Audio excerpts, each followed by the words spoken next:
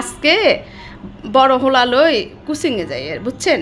তো রিক্সাওয়ালা বলতেছে তার তার এই এই অনেক সমস্যা, বোনকে বিয়ে দিবে, এটা করবে ওটা করবে, অনেক কষ্ট করতেছে।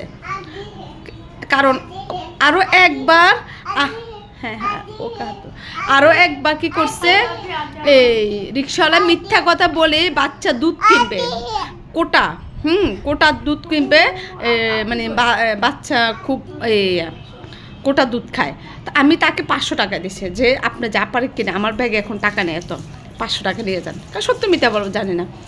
কিছুদিন আগে জীবনের গল্প ভাইয়া যে বলছে তার সাথে অনেক বড় দুর্ঘটনা হয়েছে রিক্সাওয়ালার সাথে।